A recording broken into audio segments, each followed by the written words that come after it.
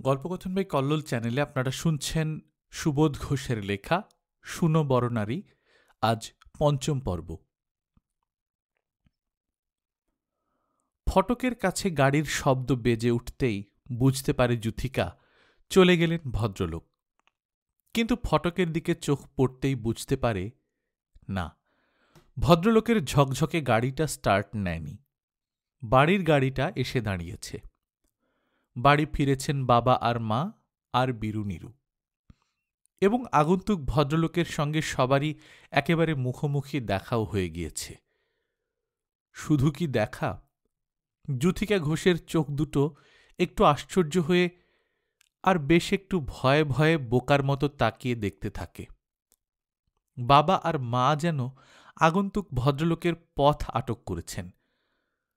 ভদ্রলোককে এখনই চলে যেতে দিতে রাজি নন বাবা আর মা। তবে কি সত্যিই ভদ্রলোক বাবার মার পরিচিত কোনো মানুষ?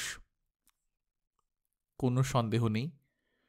বারান্দাতেই দাঁড়িয়েই শুনতে পায় যুথিকা ভদ্রলোককে মাত্র 5টি মিনিট বসে যেতে আর অন্তত একটি কাপ চা খেয়ে যেতে কি কাতর অনুরোধ করছেন বাবা আর মা। কিন্তু ভদ্রলোকের এক কথা, না না, এক্সকিউজ মি। ভদ্রলোকের গলার স্বর যেন একটা ব্যথিত অহংকারের সৌজন্যপূর্ণ গর্জন। কুসুম ঘোষ অনুরোধ করেন, মাত্র 5টা মিনিট বসে যাও সুমন্ত। সুমন্ত নামটা যেন বাবা আর মার মুখেই কয়েকবার শুনেছে যুথিকা ঘোষ। অনেকদিন আগে প্রায়ই এই নামটা বাবা আর মার মুখে শোনা যেত। আজকাল আর শোনা যায় না। ওই ভদ্রলোক সেই সুমন্ত? বাবার এক ব্যারিস্টার বন্ধুর ভাইপো, যে সুমন্ত জার্মানি থেকে ইঞ্জিনিয়ার হয়ে দেশে ফিরেছে আর মধ্যপ্রদেশে একটি মস্ত বড় কারখানার জেনারেল ম্যানেজার হয়েছে, যাকে অনেক দিন আগে একবার গিরিডিতে আসবার জন্যে আর উদাসীনে এসে অন্তত 7টি দিন থেকে যাবার জন্যে নিমন্ত্রণ করেছিলেন বাবা। ওই ভদ্রলোক কি সেই সুমন্ত? তাই তো মনে হয়। কিন্তু শেষ পর্যন্ত সুমন্তের জেদই জয়ী হল। চারু ঘোষ আর কুসুম ঘোষের কাতর অনুনয়গুলি একেবারে ব্যর্থ হয়ে গেল। আমার 5 মিনিটেরও দাম আছে মিসেস ঘোষ। অকারণে আর অযথা স্থানে 1 মিনিট সময় নষ্ট করতে পারি না। বলতে বলতে নিজের গাড়িতে উঠেই গাড়ি স্টার্ট করে সুমন্ত। উদাসীনের বারান্দা, উদাসীনের ফটক আর উদাসীনের বাপমার দুটো দুঃখকাতর মুখের দিকে একটা ভ্রুক্ষেপও না করে উধাও হয়ে গেল সুমন্ত। বিমর্ষভাবে আর ফিসফিস করে আক্ষেপের স্বরে বোধহয় সুমন্তর এই অদ্ভুত রকমের রূঢ় ব্যবহারের কথা আলোচনা করতে করতে বারান্দার ওপরে এসে দাঁড়ান চারু ঘোষ আর কুসুম ঘোষ, এবং যুথিকাকে দেখতে পেয়েই যেন একটা ভয়ানক বিস্ময়ের চমক লেগে সন্দিগ্ধ হয়ে ওঠে কুসুমের চোখের চাহনি। সুমন্ত যে চলে গেল তুই কি দেখতে পাসনি যুথি? পেয়েছি বই কি। কোথায় ছিলি তুই? এখানেই। তবে কি সুমন্তের সঙ্গে তুই কোনো কথাই বলিসনি? হ্যাঁ বলেছি তো, সামান্য 2-1 কথা। তার মানে সুমন্তের সঙ্গে সামান্য 2-1 কথা কেন? চারুবাবু বলেন, সুমন্তকে একটু বসে চা খেয়ে যাবার জন্য তুমি অনুরোধ করনি? না। কেন? কি আশ্চর্য! আমি কি করে জানব যে উনি সুমন্ত না শ্রীমন্ত? একজন অপরিচিত ভদ্রলোককে গায়ে পড়ে চা খাওয়াবার অনুরোধ করতে গিয়ে শেষে কি... থাক, আর বলতে হবে না। তোমার চমৎকার কাণ্ডজ্ঞানের আরেকটা প্রমাণ পাওয়া গেল। কুসুম চেঁচিয়ে ওঠেন, ছি ছি ছি, এরকম অভদ্রতা তোর পক্ষে সম্ভব হলো কেমন করে বলতো শুনি? সুমন্ত যে নরেনের মাইনের 4 গুণ মাইনে পায়। সুমন্তের তুলনায় নরেন তো বলতে গেলে একজন পেটি অফিসার মাত্র। সুমন্তের সঙ্গে অভদ্রতা করে নিজের যে কি ক্ষতি করলি তা যদি বুঝতে পারতিস। তোমরা যা খুশি বলতে পারো, কিন্তু আমি কোনো অভদ্রতাও করিনি, ভদ্রতাও করিনি। তোমার কপাল করেছে। ধমক দেন কুসুম। আর কথা বাড়িয়ে লাভ নেই।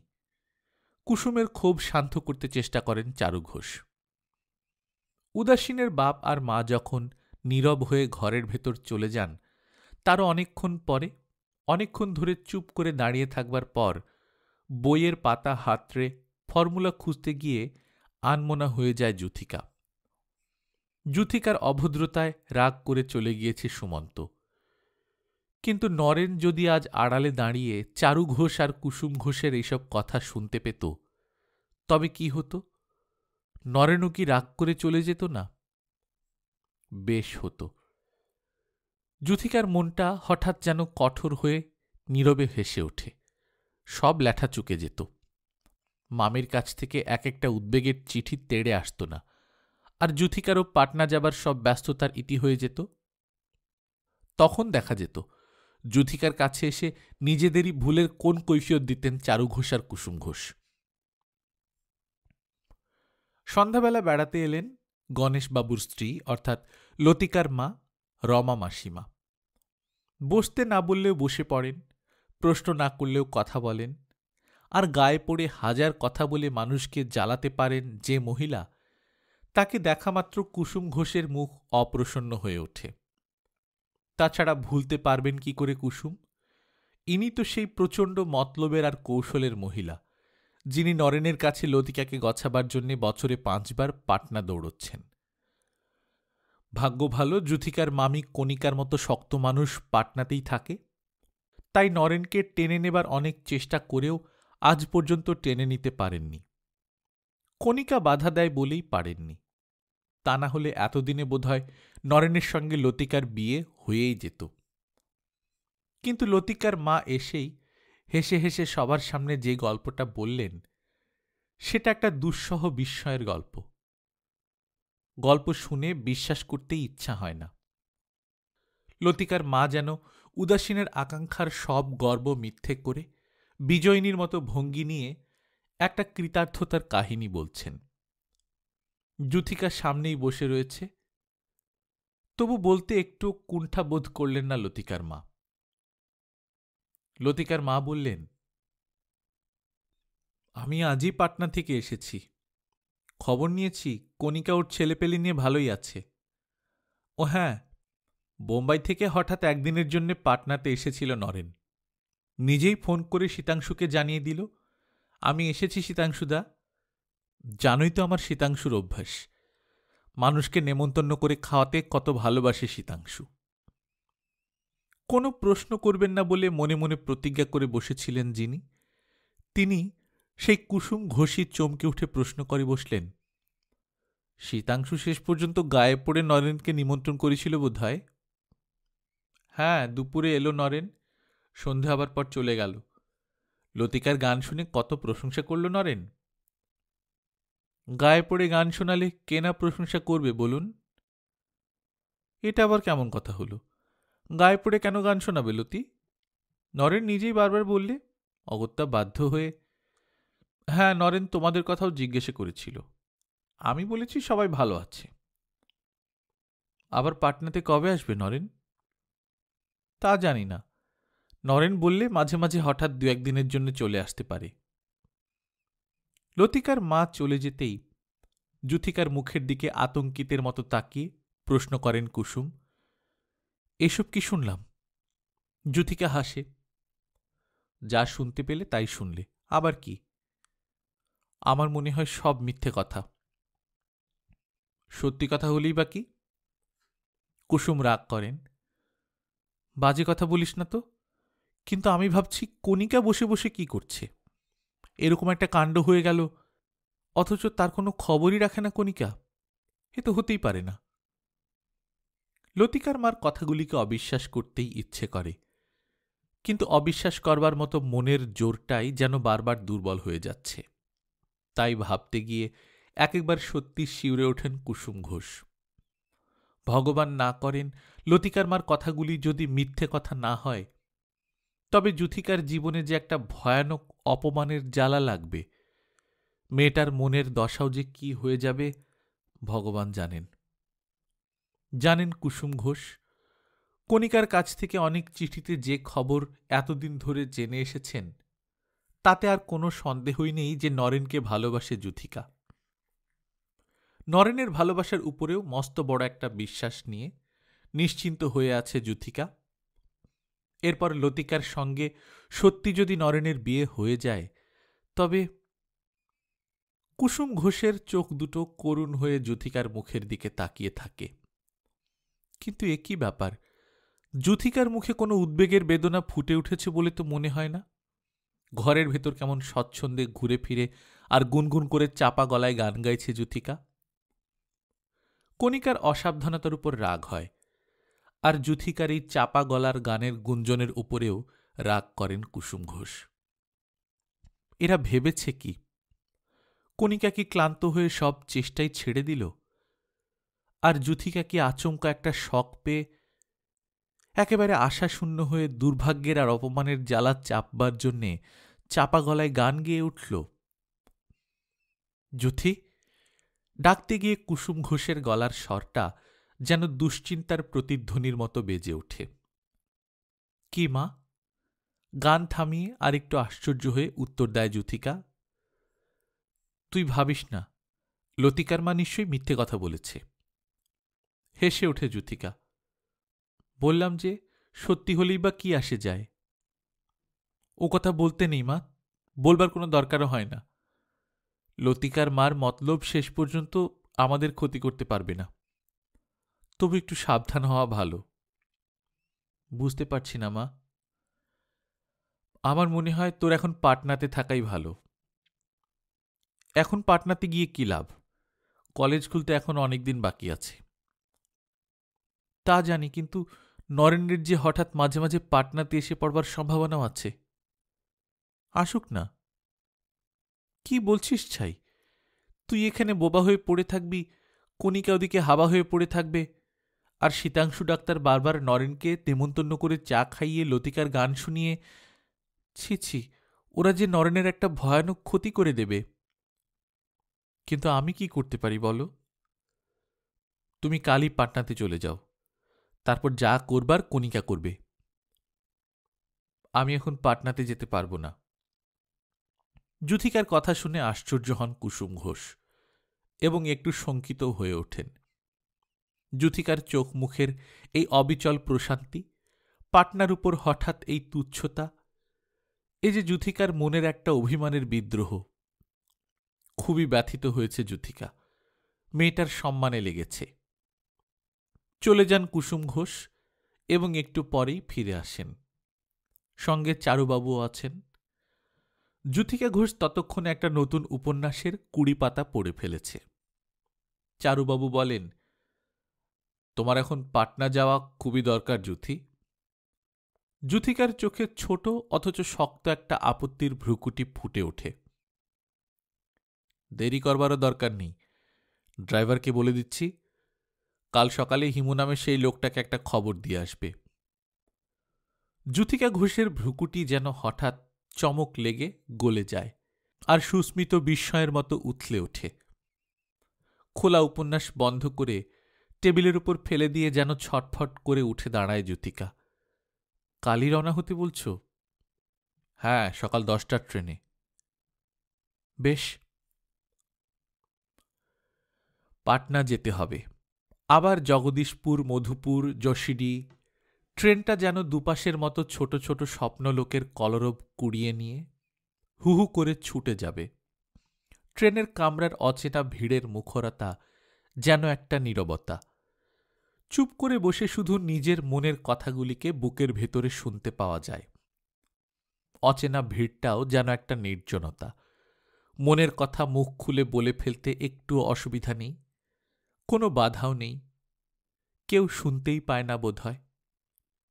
ট্রেনের ঘুম একটা জাগার স্বপ্ন, আর জেগে থাকাও একটা ঘুম ঘুম আবেশ। উদাসীনের বাগানে সকালবেলার আলো ছড়িয়ে পড়তেই উদাসীনের মেয়ে যূথিকা ঘোষের মনের ভেতরেও যেন আলো ছড়িয়ে পড়ে। যূথিকা ঘোষের জীবনের গন্তব্যটা পাটনা বটে, সেই পাটনা যে পাটনাকে বেশ ভালো লাগে। কিন্তু পাটনা যাওয়ার ঝঞ্ঝাটও যে একটা উৎসবের আনন্দ হয়ে যূথিকা ঘোষের কল্পনায় দুলতে শুরু করে দিয়েছে। সকাল 10টা হতে আর বেশি বাকি নেই। তৈরি হয় যূথিকা ঘোষ। তৈরি হওয়াটাও এমন কিছু ঝঞ্ঝাটের ব্যাপার নয়। এবং তৈরি হবার ব্যাপারটাও সকাল ৯টা হতে না হতেই চুকে যায়। চামড়ার বড় একটা কেস, ছোট একটা বেডিং, খাবারের বাস্কেট, জলের ফ্লাস্ক আর ছোট হাত ব্যাগটা ওপরতলার ঘর থেকে নামিয়ে নিয়ে নিচের তলার বারান্দায় রেখে দেয় চাকর জানকীরাম। সাজ করবারও বিশেষ কোনো ঝঞ্ঝাট নেই। নেকলেসটা গলা থেকে খুলে পড়ে যাবার ভয় আছে, না পরাই ভালো।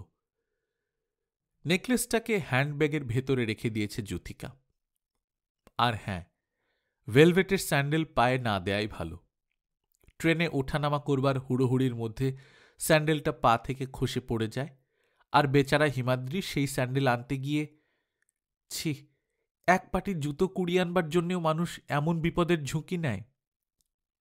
চলন্ত ট্রেন থেকে নেমে পড়ে আর না, লাল ভেলভেটের স্যান্ডেল নয়, সবুজ রঙের চামড়ার সেই মেয়েলি সুজোড়া পায়ে দিয়ে তৈরি হয় যুথিকা। ড্রাইভারও গ্যারেজ থেকে গাড়ি বের করে।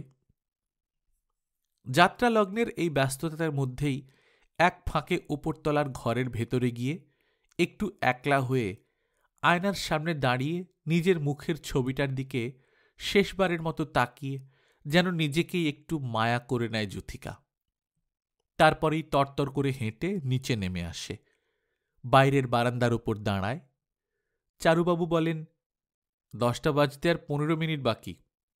কুসুম ঘোষ বলেন, চলো যুথি। কিন্তু চলতে গিয়েই হঠাৎ থমকে দাঁড়ায় যুথিকা। উদাসীনের মেয়ের একটা আশার স্বপ্ন যেন হঠাৎ অন্ধ হয়ে থেমে গিয়েছে। গাড়ির কাছে দাঁড়িয়ে আছেন বুড়ো বলাইবাবু। বলাইবাবুর এক হাতে তার সেই লাল কম্বলটি, আর এক হাতে সেই ছোট ঝোলাটি, এবং ঝোলার মুখ ঠেলে সেই ছোট থেলো হুঁকুটার নলের মুখ উঁকি দিয়ে রয়েছে। চারুবাবু বলেন, হিমু নামের সেই ওই রাফ স্বভাবের ছেলেটাকে আর ডাকবার দরকার হল না। মধুপুর থেকে বলাইবাবু হঠাৎ আজ সকালে এসে গিয়েছেন। কাজেই যুথিকার মুখের হাসি যেন মরা গোলাপের পাপড়ির মতো একটা শুকনো বাতাসের আঘাত লেগে ঝরে পড়ে গিয়েছে। বিড়বিড় করে যুথিকা, তাহলে বলাইবাবু আমার সঙ্গে যাচ্ছেন? হ্যাঁ। চারুবাবু খুশি হয়ে হাসেন। বলাইবাবুর কোমরের বাত যে এত শিগগির সেরে যাবে আমি আশা করতেও পারিনি। হ্যাঁ, দেখতে পাই যুথিকা গাড়ির কাছে বেশ সোজা হয়ে আর কোমর টান করে দাঁড়িয়ে আছেন বলাইবাবু। আর দেরি করে লাভ কি? দেরি করবার কোনো অর্থও হয় না। আস্তে আস্তে হেঁটে গাড়ির দিকে এগিয়ে যায় যুথিকা। তারপর আর কোনো ঘটনারই কোনো দেরি সইতে হয় না। উদাসীনের গাড়ি একটানা ছুটে এসে স্টেশনের কাছে থামে। টিকিট কিনতে দেরি করেন না বলাইবাবু। মধুপুর যাবার ট্রেনের ইঞ্জিনটাও রওনা হবার উল্লাসের শীষ বাজাতে আর গুমরে উঠতে দেরি করে না। চারুবাবু বলেন, টেলিগ্রাম করে কণিকাকে জানিয়ে দিয়েছি। কুসুম ঘোষ বলেন, তুমিও পাটনা পৌঁছে একটা চিঠি দিতে ভুলে যেও না যেন। মাথা নেড়ে একটা সাড়া দিতেও ভুলে যায় যুথিকা। এক জোড়া উদাস চোখ নিয়ে আর নীরব হয়ে ট্রেনের কামরার ভেতর ঢুকে অলস মূর্তির মতো বসে থাকে। ছেড়ে যায় ট্রেন। জগদীশপুরের নার্সারি পার হয়ে ট্রেনের ইঞ্জিন তীব্র একটা শীষ বাজিয়ে দুপাশের মাঠের বাতাস শিউরে দিতেই যুথিকা ঘোষের এতক্ষণের নীরবতা যেন হঠাৎ একটা চমক লেগে ভেঙে যায়। বলাইবাবুর দিকে তাকিয়ে প্রায় চেঁচিয়ে ওঠে যুথিকা, আপনার কোমরের বাত হঠাৎ ছিঁড়ে গেল যে? বলাইবাবুও চমকে ওঠেন এবং আস্তে আস্তে হাসেন। হ্যাঁ দিদি, ঠাকুরের কৃপা। ওহ, এই কটা মাস যে কি কষ্ট পেয়েছি সে আর বলবার নয় দিদি। অসুখ হঠাৎ ছেড়ে গেল তো ভালোই হলো, কিন্তু আজ হঠাৎ আপনার গিরিডিতে যাবার এত দরকার হয়ে পড়ল কেন? দরকার বিশেষ কিছু নয় দিদি, বাবুর সঙ্গে অনেকদিন দেখা হয়নি, তাই তাই আর সময় পেলেন না? আজই হঠাৎ? কি বলে দিদি? দুদিন পরেও তো আসতে পারতেন। তা পারতুম, কিন্তু আজ হঠাৎ গিরিডিতে এসে পড়েছিলুম বলেই না তোমাকে পাটনাতে পৌঁছে দেবার, আমাকে পাটনা পৌঁছে দেবার মানুষ ছিল। আপনি না এলে কোনো অসুবিধেই হতো না। অসুবিধে কেন হবে দিদি? বাবুর কি চাকর বাকরের অভাব আছে? কত মানুষ আছে। যুথিকার গলার স্বর তপ্ত হয়ে ওঠে। আজ্ঞে না, আপনি না বুঝে সুঝে এসব কথা বলবেন না। বলাইবাবু হাসেন। বুড়ো মানুষের কথার এত ভুল ধরতে নেই দিদি। সেই জন্যই তো বলছি। কি? আপনি বুড়ো মানুষ, ট্রেনে যাওয়া আসা করবার সামর্থ্যই বা আপনার কতটুকু? মিছিমিছি নিজে কষ্ট পান আর আমাকে অসুবিধায় ফেলেন। বলাইবাবু ভীত হয়ে বলেন, না না, আমার কষ্টের কথা ছেড়ে দাও। তোমার যদি কোনো অসুবিধায় পড়তে হয় তবে আমাকে বললেই আমি তক্ষুনি। বলতে হবে কেন? না বললে কেমন করে? হ্যাঁ, না বললেও মানুষের সুবিধা অসুবিধে মানুষ বুঝতে পারে। আমিও কি পারি নে? এতবার তোমাকে পাটনা নিয়ে গেলাম, বলতে পারো দিদি তোমার কোনো অসুবিধা হতে দিয়েছি? বুড়ো বলাইবাবুর প্রশ্নের একটা স্পষ্ট উত্তর হয়তো ঝোঁকের মাথায় শুনিয়েই দিত যুথিকা, কিন্তু বলাইবাবু হঠাৎ ব্যস্তভাবে চেঁচিয়ে একটা প্রশ্ন করে ওঠেন, তোমার হাত ঘড়িটা দেখি একটু বলো তো দিদি, কটা বাজল? 11টা বেজে গিয়েছে? যুথিকা হাত ঘড়ির দিকে তাকিয়ে বলে, হ্যাঁ। ওহ, বড্ড ভুল হয়ে গেল। বলতে বলতে আরো ব্যস্ত হয়ে ঝোলা হাতড়ে থার্মোমিটার বের করেন বলাইবাবু আর বগলে চেপে বসে থাকেন। একটু পরেই প্রশ্ন করেন, 1.5 মিনিট হলো কি দিদি? হ্যাঁ। থার্মোমিটারকে যুথিকার হাতের কাছে এগিয়ে দিয়ে বলাইবাবু বলেন, দেখে একটু বলে দাও তো দিদি, 97 না 98? থার্মোমিটার হাতে তুলে নিয়ে যুথিকা বলে, 97। যুথিকার হাত থেকে আবার থার্মোমিটার তুলে নিয়ে ঝোলার ভেতরে ভরতে ভরতে বলাইবাবু বলেন, তাহলে ভালোই আছি বলতে হবে দিদি, তাই না? হ্যাঁ। নীরব হয় যুথিকা এবং বোধহয় চুপ করে বসে শুধু নিজের মনের সঙ্গে নীরবে কথা বলতে চায়। জানালা দিয়ে বাইরের মাঠের শোভা আর সাঁওতালি গাঁয়ের কুটিরগুলোর দিকে তাকিয়ে থাকতে থাকতে চোখ দুটো আনমোনা মানুষের চোখের মতো অপলক হয়ে থাকে। কিন্তু আবার বলাইবাবুর একটা প্রশ্নের শব্দ যুথিকার এই আনমোনা নীরবতার শান্তিটাকেও চমকে দিয়ে নষ্ট করে দেয়। শুনছ দিদি? যুথিকা বিরক্ত হয়ে বলে, কি? 11:30 বেজে গিয়েছে কি? হ্যাঁ। তাহলে আমার এখন কিছু আহারাদি দরকার দিদি।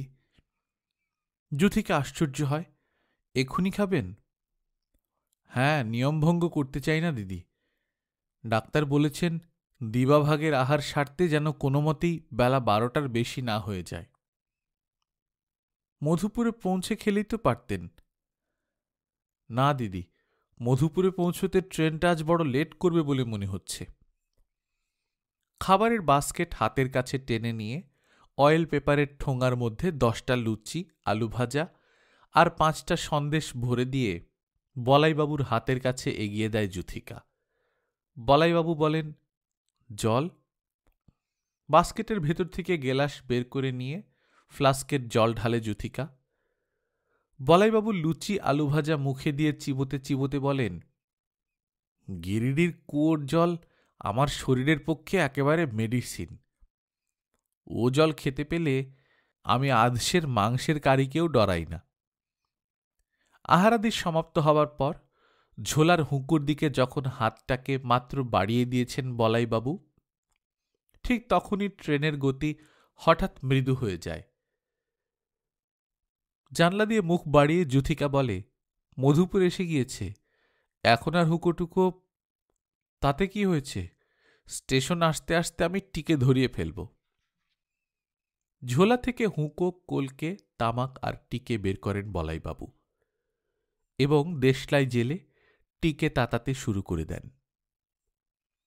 বলাইবাবুর ফুঁ খেয়ে খেয়ে টিকের জ্বলন্ত কোণা থেকে যখন ছোট ছোট স্ফুলিঙ্গ উড়তে থাকে তখন ট্রেনটা থেমেই যায় আর প্ল্যাটফর্মের ভিড়ের কলরব ট্রেনের কামরার ভেতরে এসে লুটিয়ে পড়ে। হুড়োহুড়ি করে কুলির দলও ছুটে আসে। একটা কুলি কামরার ভেতর ঢুকে যুথিকা ঘোষের বাক্স, বিছানা, বাস্কেট আর ফ্লাস্ক নিয়ে প্ল্যাটফর্মে নেমে পড়ে। শুধু ছোট হাত ব্যাগটা হাতে নিয়ে উঠে দাঁড়ায় যুথিকা।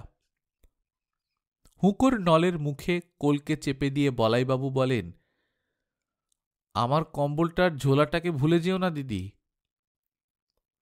এক হাতে হুঁকো নিয়ে আরেক হাতে দরজার রড ধরে আস্তে আস্তে নেমে যান বলাইবাবু। বলাইবাবুর প্রকাণ্ড কম্বল আর ঝোলাটাকে এক হাতে কোনো মতে জড়িয়ে ধরে যুথিকাও প্ল্যাটফর্মে নামে। বলাইবাবু হাঁপ ছাড়েন, পাটনা এক্সপ্রেস আসতে এখন অনেক দেরি আছে দিদি। হ্যাঁ, অনেক দেরি আছে, এখনো আধ ঘন্টার বেশি সময় অপেক্ষা করতে হবে। তারপর পাটনা যাবার ট্রেন ছুটে এসে প্ল্যাটফর্মের উপর দাঁড়াবে। হৈ হৈ করে বেজে উঠবে সংসারের সব কটা ছুটন্ত ভিড়ের কর্কশ মুখরতা, এবং সেই মুখরতার একটা প্রকোষ্ঠের মধ্যে ঢুকে চুপ করে বসে থাকতে হবে। বিকেল পার হয়ে যাবে, সন্ধেটা আস্তে আস্তে মরে যাবে, আর রাত গভীর হয়ে যাবে। তারপর মাঝরাতেরও পরে একটি মুহূর্তে পাটনা স্টেশনের প্ল্যাটফর্মে নেমে শুধু দেখতে হবে মামির ড্রাইভার দাঁড়িয়ে আছে। পাটনা যাবার ট্রেন একটা ট্রেন মাত্র, এমন ট্রেন যাত্রা একটা যন্ত্রণার অভিযান মাত্র। ভাবতে একটুও ভালো লাগে না। যুথিকার কল্পনার ছবিটাকে মিথ্যে করে দিয়ে এ কি অদ্ভুত একটা অমধুর আর অকরুণ ট্রেন যাত্রা দেখা দিল। হঠাৎ ছটফট করে শঙ্কিতের মতো চেঁচিয়ে উঠে যুথিকা, বলাইবাবু! কি দিদি? আমার বড় অসুবিধে হচ্ছে, আমি পাটনা যেতে পারবো না। চমকে ওঠেন বলাইবাবু। অসুবিধে? কিসের অসুবিধে? আমি তো সর্বক্ষণ তোমার সুবিধের জন্য ব্যস্ত হয়ে রয়েছি দিদি। তবু আমার অসুবিধে হচ্ছে। কিন্তু আমি তো আপনাকে দোষ দিচ্ছি না। মোট কথা, আমার এখন পাটনা যেতে খুবই খারাপ লাগছে। চোখ বড় বড় করে ভয়ে ভয়ে তাকিয়ে থাকেন বলাইবাবু। তাহলে সত্যিই কি গিরিডি ফিরে যেতে চাও? হ্যাঁ। কিন্তু বাবু যে আমার উপর ভয়ানক রাগ করবেন দিদি। আপনার উপর রাগ করবেন কেন? আপনার দোষ কি? হ্যাঁ, সেটা বুঝে দেখো দিদি, আর সেটা বাবুকে স্পষ্ট করে বুঝিয়ে দিতে ভুলে যেও না। আপনি ভাবছেন কেন? আমি বলবো আমি ইচ্ছে করে ফিরে এসেছি। যুথিকাই ব্যস্ত হয়ে এদিক ওদিক তাকিয়ে কুলিটাকে ডাকে, এবং কুলিটাও একটু আশ্চর্য হয়ে বাক্স বেডিং তুলে নিয়ে গিরিডি যাবার ট্রেনের কামরায় তুলে দিয়ে সেলাম জানায়, কুছ বকশিস ভি দিজিয়ে দিদি। হাত ব্যাগ থেকে টাকা বের করে কুলির হাতে ফেলে দিয়ে আর বলাইবাবুর দিকে তাকিয়ে হেসে ওঠে যুথিকা। চা খাওয়ার ইচ্ছে থাকে তো খেয়ে নিন বলাইবাবু, এই ট্রেন ছাড়তেও কিন্তু খুব বেশি দেরি নেই। বলাইবাবু বলেন, হ্যাঁ নিশ্চয়ই নিশ্চয়ই, একটা চাওয়ালাকে ডাক দাও দিদি। জ্বর টর হয়নি, শরীর ভালোই আছে। তবু মধুপুর থেকে ফিরতি ট্রেনেই গিরিডি ফিরে এসেছে যুথিকা। এ কি কাণ্ড, কি বিশ্রী ব্যাপার! কুসুম ঘোষ তার দু চোখের বিস্ময় সামলাতে গিয়ে শেষে সন্দেহ করেন, মেয়েটার মাথায় সত্যি সত্যি পাগলামির ছিট দেখা দিল না তো। চারু ঘোষ বলেন, আমি তো যুথির মতিগতির কোনো অর্থই খুঁজে পাচ্ছি না।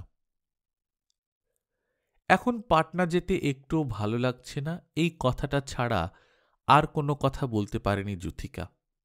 কথাগুলি একটুও মিথ্যে নয়, এবং বিশ্বাসও করেন উদাসীনের পিতা আর মাতা।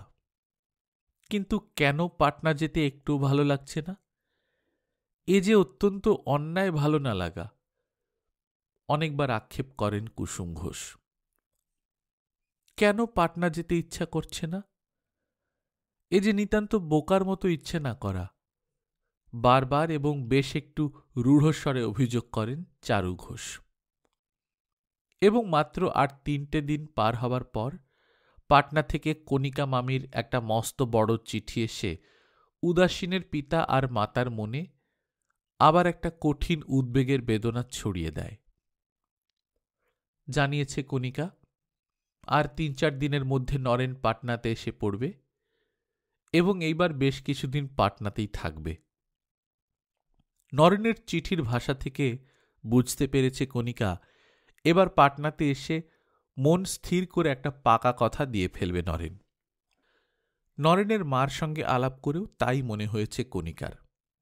তা না হলে ১.৫ মাসের ছুটি কেন নেবে নরেন? আরও কতগুলি কথা খুবই বিরক্ত হয়ে লিখেছে কণিকা।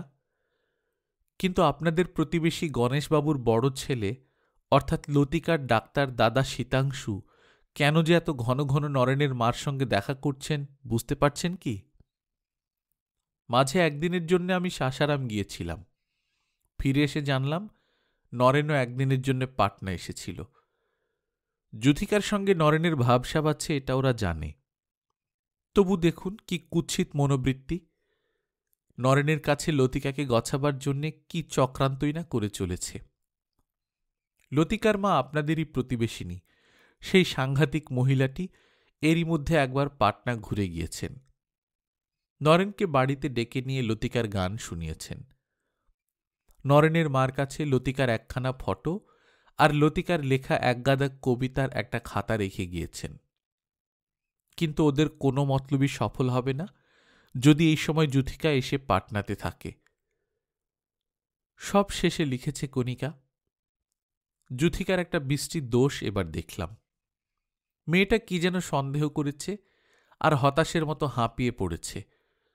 ওরকম ভুল করলে চলবে না যুথিকার, ওকে একটু বুঝিয়ে দেবেন। নরেন যদি ভগবান না করেন কোনো কারণে কিছু সন্দেহ করে ফেলে তবে কি পরিণাম হবে কল্পনা করুন। যদি লতিকার সঙ্গে নরেনের বিয়ে হয়ে যায় তবে যুথিকার কি আর কারো কাছে মুখ দেখাবার উপায় থাকবে? এই নে কণিকার চিঠি পড়ে দেখ। কুসুম ঘোষ রাগ করে চিঠিটাকে যুথিকার হাতের কাছে ফেলে দিয়ে যান। পাটনার মামির প্রকাণ্ড চিঠিটা পড়েই চমকে ওঠে যুথিকা, যেন হঠাৎ ঘুম ভেঙে জেগে উঠেছে যুথিকার প্রাণ। অনেকক্ষণ চুপ করে থেকে যেন আকাশ পাতাল ভাবতে থাকে যুথিকা, তারপরই ছটফট করে ওঠে। লতিকার মনের আশার ইতরতা দেখে আশ্চর্য হয়ে গিয়েছে যুথিকা। লতিকার জীবনের জেদটাও কি ভয়ানক বেহায়া! তাই তো, কি হবে উপায়? নরেন যদি সত্যি ভুল করে লতিকার মতো মেয়েকে... ভাবতে গিয়ে উদাসীনের মেয়ে যুথিকার মনের ভেতর একটা অস্বস্তি, বোধহয় একটা উদ্বেগের ছায়া ছটফট করতে থাকে। নরেনের মনটা যদি এত উদার আর কোমল না হতো তবে এক মুহূর্তের জন্য উদ্বেগে বিচলিত হতো না যুথিকার মন। কিন্তু নরেন খুব বেশি ভদ্র বলেই বোধহয় শীতাংশু ডাক্তারের ইচ্ছা আর চেষ্টার বিরুদ্ধে স্পষ্ট করে অভদ্রতা করতে পারে না। নইলে কবেই মাত্র একটি স্পষ্ট কথা বলে শীতাংশুদার উৎসাহ থামিয়ে দিতে পারত নরেন। বললেই তো পারত নরেন। বলল না কেন? আমি যুথিকাকে ভালোবাসি, যুথিকা আমাকে ভালোবাসে, সুতরাং আপনি বৃথা আর লতিকার গান শোনাবার জন্য আমাকে ডাকবেন না। এই কথাটাও শীতাংশু ডাক্তারকে বলে দিলে এমন কিছু অভদ্রতা হতো না। কল্পনা করতে পারে যুথিকা, নরেনের সঙ্গে যুথিকার বিয়ে হয়ে যাবার পর শুধু লতিকা নয়, এই গিরিডির আরও অনেকেই যুথিকার ভাগ্যকে হিংসে না করে পারবে না। ৩০ বছর বয়সে ১,০০০ টাকা মাইনের সরকারি সার্ভিস করে যে নরেন, সেই নরেনের পক্ষে যুথিকার চেয়ে ঢের ঢের বেশি শিক্ষিতা ও সুন্দরী মেয়ে বিয়ে করবার অসুবিধা ছিল না। কিন্তু শুধু ভালোবাসার সৌভাগ্যে যুথিকা ঘোষী যে নরেনের জীবনের সঙ্গিনী হয়ে যাবে। যদি হিংসে করতে হয় তবে যুথিকার এই ভালোবাসাকেই হিংসে করুক না সবাই। কিন্তু যুথিকা যদি পাটনা যেতে চায় তবে নিয়ে যাবে কে? শুনতে পায় যুথিকা বাবা আর মা বাইরের ঘরে বসে এই সমস্যার কথাও আলোচনা করছেন।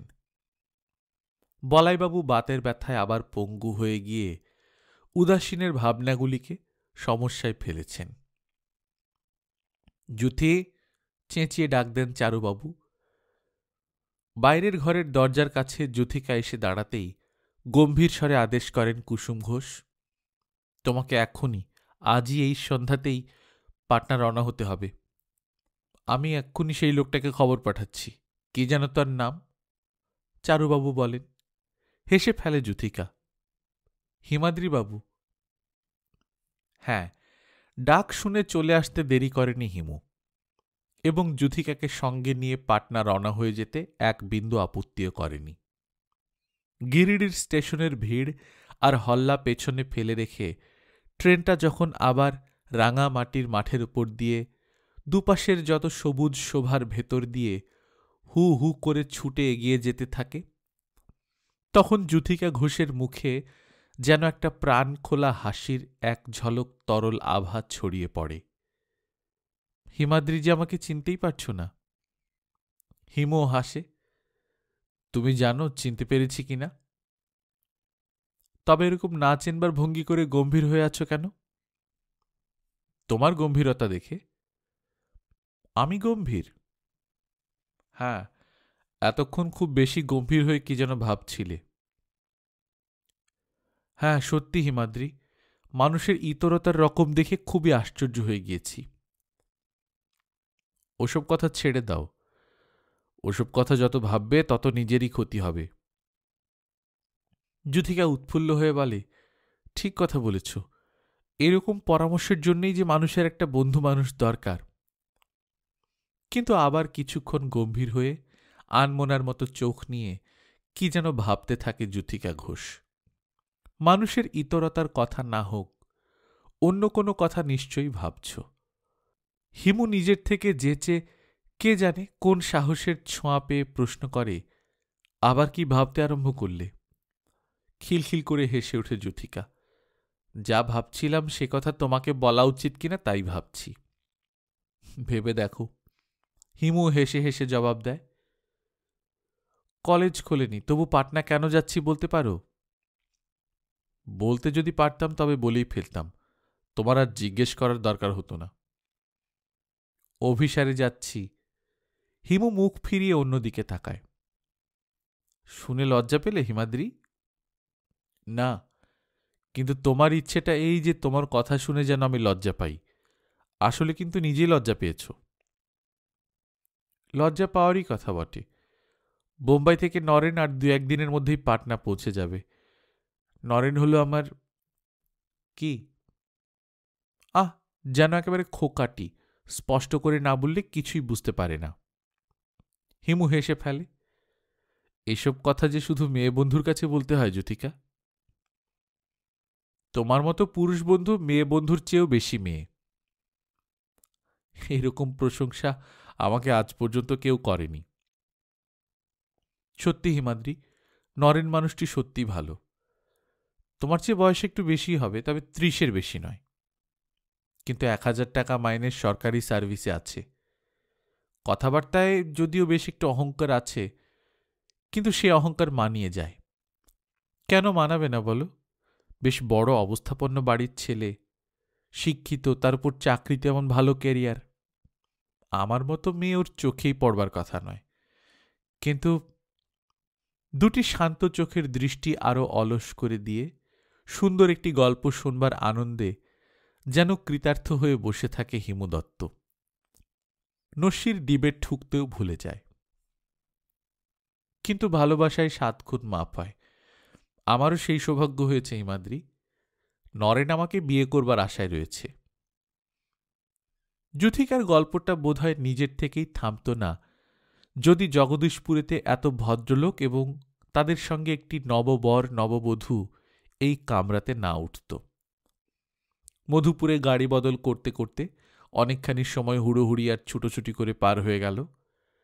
পাটনার ট্রেনে উঠে সিটের এক কোণে হেলান দিয়ে পা ছড়িয়ে বসে উপন্যাস পড়তে পড়তে অনেক রাত করে দেবার পরও যখন যুথিকার চোখে ঘুমের আবেশ দেখা দিল না, তখন যুথিকা ডাক দেয়, হিমাদ্রি। সামনের সিট থেকে উঠে এসে হিমাদ্রি বলে, বিছানাটা পেতে দিই? হ্যাঁ। বিছানা পেতে দেয় হিমু। যুথিকা বলে, নরেন আমার উপর মাঝে মাঝে রাগ করে মনে হয়। তুমি কি এখনো জেগে বসে থাকবে? হ্যাঁ, তুমি একটু জেগে থাকো না কেন? একটু সরে বসে হিমুকে পাশে বসবার জন্য জায়গা করে দেয় যুথিকা। হিমুর বসবার রকম দেখে আবার বিরক্ত হয়ে যুথিকা বলে, এই গল্প চেঁচিয়ে বলা যায় না, এটুকু বুঝতে পারো না কেন? আর একটু কাছে সরে এসে বসো। উপন্যাসটাকে হাতে তুলে নিয়ে হিমাদ্রির কোলের উপর ছুঁড়ে ফেলে দিয়ে যুথিকা হেসে ওঠে। এটাতে ধানাই পানাই করে কত কিছুই না বোঝাবার চেষ্টা করা হয়েছে। ছাই হয়েছে। ওসবের চেয়ে অনেক অনেক মিষ্টি ব্যাপার আমার আর নরেনের মধ্যে হয়ে গিয়েছে। নরেনের সঙ্গে আমার একবার তর্ক হয়েছিল, কে বেশি ভালোবাসে। আমি জোর করে বলেছিলাম আমি বেশি ভালোবাসি। হেরে গিয়েছিল নরেন। শেষে আমার কথাটাকেই সত্য বলে স্বীকার করতে বাধ্য হয়েছিল। একটা স্টেশনে ট্রেন থেমেছে। স্টেশনে অন্ধকার বেশি, আলো কম, এবং মানুষের গলার আওয়াজের চেয়ে ঝিঁঝির ডাকের জোর বেশি। জানালা দিয়ে মুখ বাড়িয়ে যুথিকা বলে, এটা বোধহয় সেই স্টেশন যেখানে ৪ বার নাম করে তুমি পালিয়ে গিয়েছিলে। তার মানে? আমার তাই মনে হয়েছিল। যাকগে, নরেন এবার ১.৫ মাসের ছুটি নিয়েছে কেন বলতে পারো? না, এটা সেই স্টেশনটা নয়। নস্যির ডিবে ঠুকে এক টিপ নস্যি বার করে হিমু। যুথিকার প্রশ্নের উত্তর দিতে বোধহয় ভুলে যায়।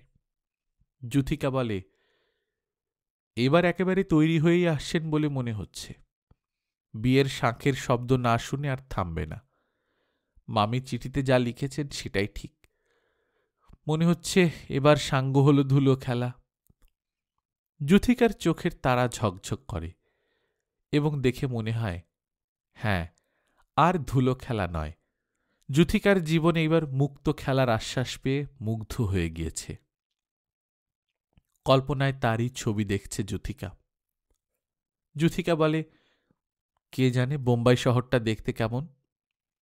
যেমনই হোক, নরেনের সঙ্গে যেখানে থাকবো সেটাই তো আমার স্বর্গ। বাইরের অন্ধকারের দিকে তাকিয়ে বুঝতে পারা যায় মাঠ জুড়ে সাদা কাশের বন ছড়িয়ে রয়েছে। খুব জোরে শোঁ শোঁ শব্দ করে ট্রেনটা বাতাস কাটছে। যুথিকা বলে, কটা বাজল হিমাদ্রি? তোমার ঘুম পায়নি? তুমি এবার ঘুমিয়ে পড়ো। বলতে বলতে উঠে দাঁড়ায় হিমাদ্রি এবং সামনের সিটের ওপর গিয়ে বসে। পাটনা স্টেশনে প্ল্যাটফর্মে শুধু মামি দাঁড়িয়ে আছেন। যুথিকার চেনা মানুষ বলতে আর কেউ নেই। ট্রেন থেকে নেমে মামির কাছে এগিয়ে যায় যুথিকা। কুলির মাথায় যুথিকার জিনিসপত্র চাপিয়ে দিয়ে একদিকে চুপ করে দাঁড়িয়ে থাকে হিমাদ্রি। মামি বলেন, সেই ছেলেটি আবার এসেছে দেখছি। হ্যাঁ, বলাইবাবু বাতে পঙ্গু হয়ে রয়েছেন। ছেলেটি বোধহয় কিছু বলতে চায়। ও হ্যাঁ। হিমুর কাছে এগিয়ে এসে যুথিকা হাতের ব্যাগ থেকে টাকা বের করে। হিমু বলে, টাকার দরকার হবে না। তার মানে? তুমি গিরিডি ফিরে যাবে না? হ্যাঁ, ফিরব বই কি, কিন্তু ট্রেন ভাড়ার দরকার নেই। হেঁয়ালি করো না হিমাদ্রি, স্পষ্ট করে বলো। আজই ফিরব। কথা আছে, এখান থেকে লতিকাকে সঙ্গে করে নিয়ে যেতে হবে। লতিকার বাবা গণেশবাবু বলে দিয়েছেন, গিরিডি ফিরে যাবার খরচ তিনিই দেবেন। মামির কানে হিমুর কথাগুলি পৌঁছেছে। শুনেই প্রসন্ন হয়ে ওঠে মামির মুখটা। লতিকা গিরিডি চলে যাচ্ছে, তার মানে পাটনাতে থাকবার সাহস আর হচ্ছে না। বুঝে ফেলেছে শীতাংশু ডাক্তার, নরেনকে নেমন্তন্ন করে লাভ নেই। এতদিনে আক্কেলের উদয় হয়েছে এবং হার মেনে হতাশ হয়ে নরেনকে উদ্ভ্রান্ত করার সব মত্তব ছাড়তে হয়েছে। কোনো সন্দেহ নেই মামির, নরেন পাটনাতে আসছে জেনেও লতিকা যদি পাটনা থেকে চলে যায় তবে তার অর্থ কি হতে পারে? হয় নরেন চিঠি দিয়ে, নয় নরেনের মা নিজেই শীতাংশুকে ডেকে নিয়ে লতিকার ফটো ফিরিয়ে দিয়ে স্পষ্ট করে বলে দিয়েছেন, না, আমাদের রাজি হওয়া সম্ভব নয়। এত তাড়াতাড়ি এরকম একটা সুসংবাদ শুনতে পাবেন আশা করতে পারেননি মামি। আগে শুনতে পেলে যুথিকাকে এত তাড়াতাড়ি গিরিডি থেকে পাটনাতে চলে আসবার জন্য চিঠি দিতেন না। শুনতে পেলেন মামি, ছেলেটির মুখের দিকে তাকিয়ে যুথিকা যেন আশ্চর্য হয়ে জিজ্ঞাসা করছে, লতিকার এখন গিরিডি যাবার দরকার পড়ল কেন?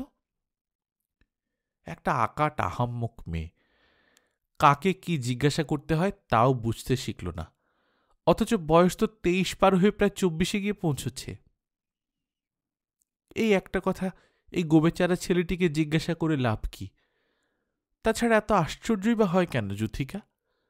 লতিকা কেন গিরিডি চলে যাচ্ছে এটুকু আন্দাজ করবার মতো বুদ্ধি কি তার নেই? খবরটা শুনে ওরই তো এখন সবচেয়ে বেশি হেসে ওঠা উচিত। কি যেন বলতে গিয়ে ব্যস্তভাবে যুথিকা আর হিমুর প্রায় কাছাকাছি এগিয়ে গিয়েই থমকে দাঁড়ান মামি। যুথিকার মুখের দিকে চোখ পড়তেই আশ্চর্য হয়ে যান। এ আবার কি রকমের কাণ্ড! মেয়েটার চোখ দুটো জ্বলছে, যেন ছেলেটার মুখের দিকে একটা বিষ দৃষ্টি হেনে একেবারে স্তব্ধ হয়ে দাঁড়িয়ে আছে যুথিকা। ছেলেটা যেন ভয়ানক একটা বিশ্বাসঘাতক, এক নিষ্ঠুর অপরাধী। যুথিকার জীবনের একটা সুখ স্বপ্নকে যেন আচমকা আঘাত দিয়ে ধুলোর ওপর লুটিয়ে মিথ্যে করে দিয়েছে। কি যেন ছেলেটির নাম? হ্যাঁ, হিমাদ্রি। মামির চোখে একটা সন্দেহের বেদনা থমথম করে। কে জানে কি ব্যাপার? যেখানে কোনো সমস্যা আশঙ্কা করতে পারেনি কেউ, সেখানে সত্যি বিশ্রী একটা সমস্যা কঠিন হয়ে ওঠেনি তো? যুথিকার বোকা মনটা কোনো ভুল করে ফেলেনি তো? নইলে এত বড় একটা মেয়ের পক্ষে এত বড় একটা ছেলের মুখের দিকে ওভাবে তাকিয়ে থাকবার আর কি অর্থ হতে পারে? মামি যে এত কাছে এসে দাঁড়িয়ে আছে যেন দেখতেই পাচ্ছে না যুথিকা। হিমুর মুখের দিকে জ্বালা ভরা দুটো অপলোক চোখ তুলে যুথিকা বলে, তোমার লজ্জা করছে না? হিমু হয়তো যুথিকার প্রশ্নের উত্তর দিত, কিন্তু মামিকে কাছে দাঁড়িয়ে থাকতে দেখে বিব্রত বোধ করে হিমু, এবং স্পষ্ট করে উত্তর দিতে পারে না বলেই অস্পষ্ট স্বরের একটা প্রতিবাদ হিমুর ঠোঁটের কাঁপুনিতে শুধু বিড়বিড় করে। যুথিকা বলে, তুমি এখনই গিরিডি ফিরে যাও হিমাদ্রি, লতিকাকে নিয়ে যেতে পারবে না। হিমু হাসতে চেষ্টা করে। সে কি কথা? আমি যে গণেশবাবুকে কথা দিয়ে এসেছি। কথা দিতে লজ্জা করেনি একটুও? অন্যদিকে মুখ ফিরিয়ে নিলেন মামি। মামির কপালের রেখা কুঁচকে ওঠে। যুথিকা বলে, কি কথা বলছো না কেন হিমাদ্রি? কি জানতে চাইছো বলো? তুমি লতিকাকে গিরিডি নিয়ে যাবে না, আমাকে স্পষ্ট করে কথা দাও। অসম্ভব। কি? লতিকাকে গিরিডি নিয়ে যেতেই হবে। মানুষকে কথা দিয়ে মিছিমিছি কথার খেলাপ করতে পারব না। প্ল্যাটফর্মের ভিড়, শত শত মানুষের কোলাহলে মুখর হয়ে রয়েছে পৃথিবীর একটা ব্যস্ততা, শুধু চলে যাবার টানে অস্থির ও চঞ্চল একটা সংসারের একটি টুকরো। এখানে থমকে দাঁড়িয়ে থাকবার জন্যে কেউ আসে না, কিন্তু চারু ঘোষের মেয়ে যুথিকা ঘোষ সত্যিই যেন চিরকালের মতো থমকে দাঁড়িয়ে পড়েছে। সামনে বা পেছনে কোনো দিকে এগিয়ে যাবার সাধ্যি নেই। চেঁচিয়ে উঠে যুথিকা, তাহলে আমিও গিরিডি ফিরে যাব, আমিও তোমাদের সঙ্গে যাব। মামি ডাকেন, যুথিকা। চমকে উঠে যুথিকা, আর মামিকে কাছে দেখতে পেয়েই আতঙ্কিতের মতো ফ্যাল ফ্যাল করে তাকিয়ে থাকে। তারপরই হাসতে চেষ্টা করে। মামি বলেন, অনেকক্ষণ হয়ে গিয়েছে, কুলিটে বিরক্ত হয়ে উঠেছে, চলো এবার। যুথিকা হাসে, হ্যাঁ যাবই তো, এখানে চিরকাল দাঁড়িয়ে থাকবো কে বলেছে? তোমার কাজ শেষ হয়েছে তো? কাজ? কিসের কাজ? ওকে যা বলবার ছিল বলা হয়েছে? যুথিকা ভ্রুকুটি করে মুখ ফিরিয়ে নিয়ে বলে, ওকে আবার কি বলবার ছিল? কিছু না, চলো।